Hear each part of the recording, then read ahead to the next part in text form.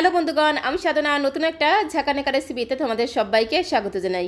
আজকে আমি তোমাদের সাথে শেয়ার করব ফুটন্ত গরম জলের মধ্যে মাছের ডিম দিয়ে ঝিঙের একটা দুর্দান্ত স্বাদের রেসিপি। মাছের ডিমের অনেক রকম রেসিপি তোমরা খেয়েছো, বাট এই পদ্ধতিতে একবার ঝিঙে দিয়ে মাছের ডিম রান্না করে খেয়ে দেখতে পারো। গরম গরম ভাতের সাথে খেতে জাস্ট দুর্দান্ত লাগে। আর বাড়ির ছোট থেকে বড় সবাই দেখবে একদম আঙুল চেটে ফুটে খেয়ে নেবে। খেতে জাস্ট দুর্দান্ত টেস্টি হয়। তো রেসিপিটি প্রথম থেকে শেষ পর্যন্ত দেখার অনুরোধ রইল। তো চলো দেখে নেওয়া যাক আজকের রেসিপি। এখানে দেখো রেসিপিটি বানানোর জন্য আমি নিয়েছি রুই মাছের ডিম, তার সাথে নিয়েছি 4টে একদম কচি কচি টাটকা টাটকা ঝিঙে। এখানে 400 গ্রাম রুই মাছের ডিম আছে, তবে এতটা রুই মাছের ডিম আমার লাগবে না। এখান থেকে আমি মাত্র 250 গ্রামের মতো রুই মাছের ডিম নিয়ে নেব। মাছের ডিমের পরিমাণটা তোমরা আরও বাড়িয়ে অথবা কমিয়েও নিতে পারো, তাতে কোনো সমস্যা নেই। মাছের ডিমটাকে প্রথমে 3-4 বার খুব ভালো করে জল দিয়ে ধুয়ে পরিষ্কার করে নিতে হবে। তারপরে মাছের ডিমটাকে একটু সেদ্ধ করে নিতে হবে। তো মাছের ডিমটাকে সেদ্ধ করার জন্য সরাসরি চলে যাব কড়াইয়ের কাছে। গ্যাসের ফ্লেমটা অন করে দিয়ে একটা কড়াই বসিয়ে দিয়েছি। কড়াইয়ের মধ্যে আমি পরিমাণ মতো দিয়ে দেবো জল।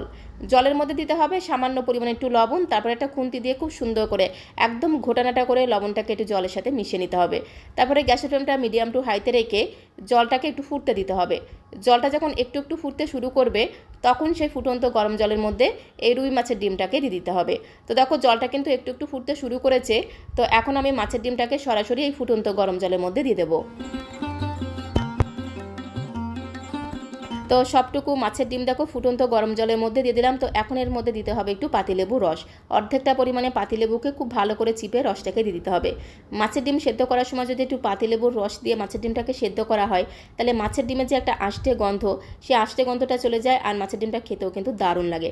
তো মাছের ডিমটাকে এপিট ওপিট উল্টে পাল্টে খুব ভালো করে একটু গরম জলের সাথে মিশিয়ে নিতে হবে। তারপরে একটু ধামাচাপা দিতে হবে, মানে ঢাকনাটা বন্ধ করে গ্যাসের ফ্লেমটা মিডিয়াম টু হাইতে রেখে 3 থেকে 4 মিনিট সময় ধরে মাছের ডিমটাকে একটু সেদ্ধ করে নিতে হবে। এতে মাছের ডিমটা ভেতর থেকে খুব সুন্দরভাবে সেদ্ধ হয়ে যাবে, যার কারণে মাছের ডিমের গন্ধটাও কিন্তু অটোমেটিক্যালি চলে যাবে। তো দেখো ঢাকা দিয়ে দিয়ে জাস্ট 3 থেকে 4 মিনিট সময় ধরে মাছের ডিমটাকে একটু সেদ্ধ করে নিলেই কিন্তু যথেষ্ট। খুব বেশি সময় ধরে মাছের ডিমটা সেদ্ধ করার কোনো প্রয়োজন নেই। 3-4 মিনিট সময় ধরে একটু সেদ্ধ করে নিলেই কিন্তু মাছের ডিমটা খুব সুন্দরভাবে সেদ্ধ হয়ে যাবে। তো তারপরে গ্যাসের ফ্লেমটা বন্ধ করে দিয়ে মাছের ডিমটাকে খুব ভালো করে জল ছেঁকে ছেঁকে অন্য একটা পাত্রের মধ্যে আমি তুলে নেব। আর কড়াইতে যেটুকু মাছের ডিম পড়ে আছে একটা ছাঁকনির মধ্যে খুব সুন্দর করে ছেঁকে নেব। তো দেখো কড়াইতে যেটুকু মাছের ডিম পড়েছিল সেটাকেও কিন্তু খুব সুন্দর করে এরকম একটা ছাঁকনির সাহায্যে ছেঁকে নিতে হবে, তাহলে একটু মাছের ডিমও কিন্তু নষ্ট হবে না। তো এখন এই মাছের ডিমটাকে একটা সাইডে আমি সরিয়ে রেখে দেবো। আর এখানে দেখো আমি নিয়েছি 4টে ঝিঙে, একদম কচি কচি টাটকা টাটকা ঝিঙে। এখানে আমি 4টে ঝিঙে নিয়েছি। ঝিঙে যেহেতু প্রচণ্ড নরম হয়, রান্না করতে করতে কিন্তু অনেকটাই কমে যায়, তো অবশ্যই কিন্তু 4টে ঝিঙে নিতে হবে। প্রথমে ঝিঙেগুলোকে 3-4 বার খুব ভালো করে একটু জল দিয়ে ধুয়ে নিতে হবে। তারপরে ঝিঙের যে খোসাটা আছে সেটা একটা পিলারের সাহায্যে একদম ঝাঁকানাকা করে আমি এইভাবে ছাড়িয়ে নিচ্ছি। তোমরা তোমাদের সুবিধা মতো বটি দিয়েও কিন্তু ঝিঙের যে খোসাটা আছে সেই খোসাটাকে ছাড়িয়ে নিতে পারো। তো এইভাবে সমস্ত ঝিঙের খোসাগুলোকে খুব সুন্দর করে ছাড়িয়ে নেব। ঝিঙের খোসা বেটে খেতে কিন্তু দারুণ টেস্টি লাগে। তো তোমরা যদি ঝিঙের খোসা বেটে খাও, সেক্ষেত্রে কিন্তু ঝিঙের এই খোসাটাকে একটু মোটা মোটা করে ছাড়িয়ে নেবে, তাহলে দেখবে বেটে খেতে দারুণ টেস্টি লাগে। সমস্ত ঝিঙের খোসাগুলোকে খুব সুন্দর করে দেখো ছুলে নিয়েছি। তো তারপরে আরও একবার একটু জল দিয়ে ধুয়ে নিতে হবে। তো বন্ধুগণ, ঝিঙের খোসাগুলোকে ছাড়িয়ে নেওয়ার পরে জাস্ট একবার একটু ধুয়ে তারপরে ঝিঙেগুলোকে কিন্তু একদম পিস পিস করে কেটে নিতে হবে। কাটার পরে কিন্তু ঝিঙেগুলোকে একদমই ধোবে না, তাহলে ঝিঙের মধ্যে প্রচুর পরিমাণে জল ঢুকে যাবে। এমনিতেই কিন্তু ঝিঙের মধ্যে প্রচুর জল থাকে, তাহলে রান্না করতে করতে কিন্তু প্রচুর পরিমাণে জল বেরিয়ে আসবে। তো জাস্ট একবার একটু জল দিয়ে ধুয়ে এইভাবে ঝিঙেগুলোকে কেটে নিতে হবে। প্রথমে ঝিঙেগুলোকে একটু গোল গোল করে চাকা চাকা করে কেটে নিতে হবে।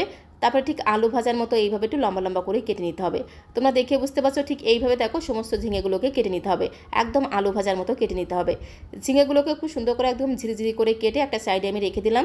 আর তারপরে দেখো নিয়েছি একটা বড় সাইজের আলু। আলুর সাইজটা কিন্তু যথেষ্ট বড়। খোসাটাকে খুব সুন্দর করে ছাড়িয়ে জল দিয়ে একবার ধুয়ে নিতে হবে। তারপরে আলুটাকে ঠিক আলু ভাজার মতো এইভাবে একদম ঝিরিঝিরি করে কুচি করে নেব। তো দেখো ছুরির সাহায্যে আলুটাকে একদম আলু ভাজার মতো খুব সুন্দর করে কেটে নিয়েছি। আর আলুটাকে কেটে নেওয়ার পরে অবশ্যই কিন্তু জাস্ট একবার একটু জল পাল্টে ধুয়ে নিতে হবে, কারণ আলুর মধ্যে প্রচুর পরিমাণে কষ বা স্টার্চ থাকে। তো অবশ্যই কিন্তু আলুটাকে খুব ভালো করে ধুয়ে জলটাকে খুব সুন্দর করে ঝরিয়ে নিতে হবে। তো এখন আমি রান্নাটা করে নেবো, তার জন্য দেখো সরাসরি চলে আসলাম কড়াইয়ের কাছে। গ্যাসের ফ্লেমটা অন করে দিয়ে একটা কড়াই বসিয়ে দিয়েছি। কড়াইটা একটু গরম হয়ে গেলে 2 চামচের মতো দিয়ে দিলাম আমি সাদা তেল। রান্নাটা আমি সাদা তেলে করছি, তবে তোমরা চাইলে কিন্তু সর্ষে তেলেও করতে পারো, তাতে কোনো সমস্যা নেই। তেলটাকে দিয়ে খুব ভালো করে ঘোটানাটা করে কড়াইয়ের গায়ে লাগিয়ে নিতে হবে। তেলটা যখন খুব ভালো মতো গরম হয়ে যাবে, প্রথমে আমি আলু ভেজে নেব। আর আলু ভাজার সময় সামান্য পরিমাণে দিতে হবে একটু লবণ, তার সাথে দিতে হবে একটু হলুদ গুঁড়ো। তারপরে খুব ভালো করে ঘোটানাটা করে আলুটাকে একটু হালকা লালচে করে ভেজে নেব।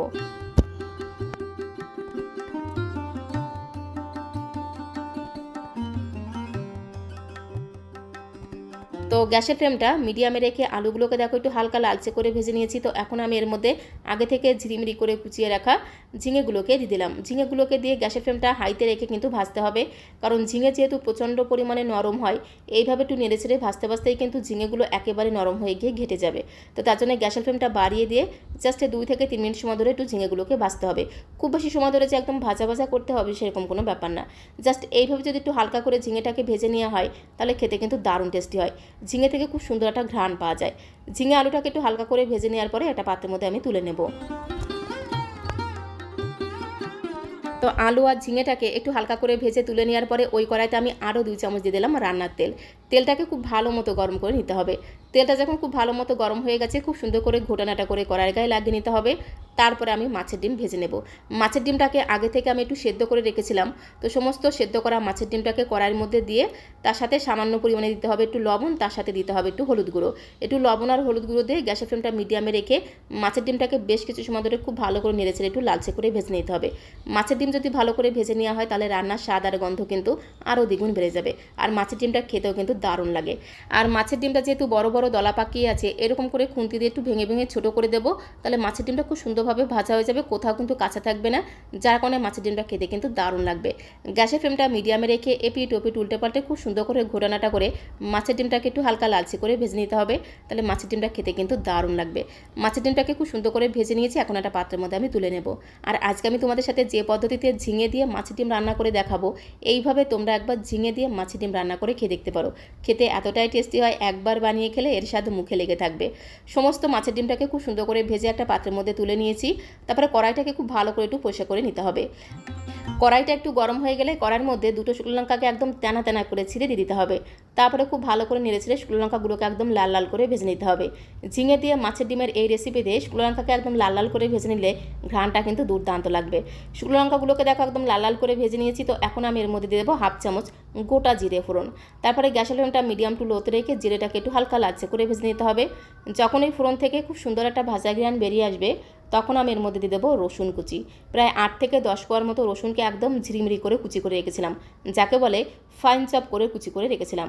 তো রসুন কুচি দিয়ে খুব ভালো করে ঘোটানাটা করে রসুনটাকে একদম লাল লাল করে ভেজে নিতে হবে। যতক্ষণ না রসুন থেকে খুব সুন্দর একটা ভাজা ঘ্রাণ বেরিয়ে আসছে, ততক্ষণ অবধি রসুনটাকে একদম লাল লাল করে ভেজে নেব। গ্যাসের ফ্লেমটা মিডিয়াম টু লোতে রেখে একটু ধীরে ধীরে সময় নিয়ে রসুনটাকে ভাজতে হবে, তাহলে রসুনটা খেতেও কিন্তু দারুণ লাগবে। বেশ কিছু সময় ধরে খুব ভালো করে নেড়ে ছেড়ে দেখো রসুনটাকে একদম লাল লাল করে ভেজে নিয়েছি। রসুন থেকে যখন খুব সুন্দর একটা ভাজা ঘ্রাণ বেরিয়ে এসেছে, তখন 2টো মিডিয়াম সাইজের পেঁয়াজকে আমি আগে থেকেই একদম ঝিরিমিরি করে কুচি করে রেখেছিলাম। তো ঝিরিমিরি পেঁয়াজ কুচিটাকে দিয়ে খুব ভালো করে নেড়ে ছেড়ে পেঁয়াজটাকে একটু মিশিয়ে নেব।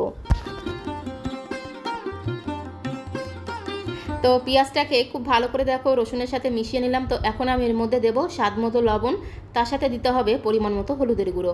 তারপরে গ্যাসের ফ্লেমটা মিডিয়ামে রেখে খুব ভালো করে নেড়ে ছেড়ে পেঁয়াজটাকে একদম লাল লাল করে ভেজে নিতে হবে।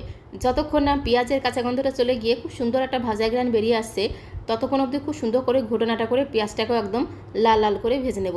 তো দেখো পেঁয়াজটাকে একদম লাল লাল করে ভেজে নিয়েছি, পেঁয়াজ থেকে খুব সুন্দর একটা ভাজা ঘ্রাণ বেরিয়ে এসেছে। তো তখন আমি এর মধ্যে দিয়ে দেবো টমেটো কুচি। একটা বড় সাইজের লাল টুকটুকে পাকা টমেটোকে একদম কুচুমুচু করে কুচি করে রেখেছিলাম। তো পাকা টমেটো দিয়ে দিলাম, তার সাথে দিয়ে দিলাম 4টে চেরা কাঁচা লঙ্কা। ঝালের পরিমাণটা তোমরা যে যেমন ঝাল খেতে পছন্দ করো সেই অনুসারে এখানে কাঁচা লঙ্কাটা অ্যাড করে দেবে। খুব ভালো করে একটু ঘোটানাটা করে মিশিয়ে নেব। তারপরে আমি এর মধ্যে দিয়ে দেবো আদা বাটা। এখানে আমি 1/2 ইঞ্চি মতো আদাকে মিহি করে বেটে দিয়ে দিলাম। তো এবারে আদা বাটা দিয়ে আরও মিনিট 2 সময় ধরে খুব ভালো করে ভেজে নেব, তাহলে আদার কাঁচা গন্ধটাও চলে যাবে আর টমেটোটাও বেশ একটু নরম হয়ে যাবে, খেতে কিন্তু দারুণ লাগবে। তো গ্যাসের ফ্লেমটা মিডিয়াম টু লোতে রেখে 2 থেকে 3 মিনিট সময় ধরে আদা আর টমেটোকে খুব ভালো করে দেখো ভেজে নিয়েছি। টমেটোটা কিন্তু বেশ নরম হয়ে গেছে। তো এখন আমি এর মধ্যে সামান্য কিছু গুঁড়ো মশলা অ্যাড করে দেবো।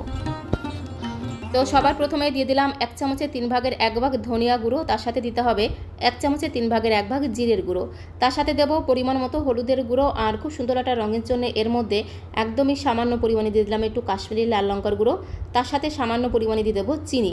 তবে চিনিটা কিন্তু সম্পূর্ণ অপশনাল, তোমরা চাইলে দিতে পারো বা নাও দিতে পারো। যেহেতু ঝিঙের তরকারি একটুখানি চিনি দিলে খেতে কিন্তু দারুণ লাগবে, স্বাদের ব্যালেন্সটা ঠিকঠাক থাকবে, তরকারিটা খেতেও কিন্তু দারুণ টেস্টি হবে। সামান্য পরিমাণে জল দিয়ে খুব ভালো করে ঘোটানাটা করে মশলাটাকে বেশ কিছু সময় ধরে কষিয়ে নিতে হবে।